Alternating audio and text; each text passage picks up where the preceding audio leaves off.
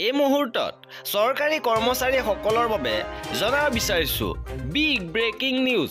চৰকাৰী কৰ্মচাৰী আৰু পেঞ্চনাৰৰ দৰমহা বৃদ্ধি সন্দৰ্ভত পুনৰ ডাঙৰ আপডেট আহিছে। ইতিমধ্যে কেন্দ্ৰৰ লগতে ৰাজ্য চৰকাৰৰ ফালৰ পৰাও কৰ্মচাৰীসকলৰ বাবে 2% দিয়ে বৃদ্ধি কৰি 55%লৈকে বৰ্তমান দিয়ে বৃদ্ধি পাইছে। আৰু কৰ্মচাৰীসকলে এই মাহৰ দৰমহাতে পাব লগা দৰমহাত আপোনালোকৰ বৰ্ধিত দিয়ে লাভ কৰিব। লগতে এৰিয়াৰ ক্ৰমে মে আৰু জুন মাহত লাভ কৰিব। আৰু ইয়াৰ লগে লগে আন এটা গুৰুত্বপূৰ্ণ আপডেট আহিছে যে পুনৰ AICPI-IWৰ সূচকাংক প্ৰকাশ হৈছে। শেহতীয়াভাৱে government of India ministry of labour and employment labour ব্যুৰোৱে ফেব্ৰুৱাৰী মাহৰ AICPI সূচকাংকৰ তথ্যও প্ৰকাশ কৰিছে।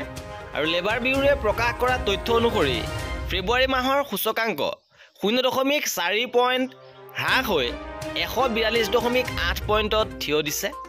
যিহেতু জানুৱাৰী মাহত AICPI-IWৰ সূচকাংক আছিলে 143.2% আৰু ফেব্ৰুৱাৰী মাহত 0.4 পইণ্ট হ্ৰাস হৈ 142.8 পইণ্টত থিয় দিছে।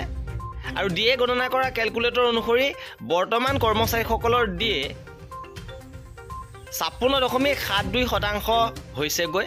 কৰ্মচাৰীসকলৰ বৰ্তমান দিয়ে 56.72%লৈকে বৃদ্ধি হৈছে। আৰু এই আছিল আজিৰ ভিডিঅ'টোত। কৰ্মচাৰী আৰু পেঞ্চনাৰৰ সকলো খবৰ পাই থাকিবৰ বাবে আমাৰ চেনেলটো ছাবস্ক্ৰাইব কৰি ৰাখিব। ভিডিঅ'টো শেষৰলৈকে চোৱাৰ বাবে বহুত ধন্যবাদ।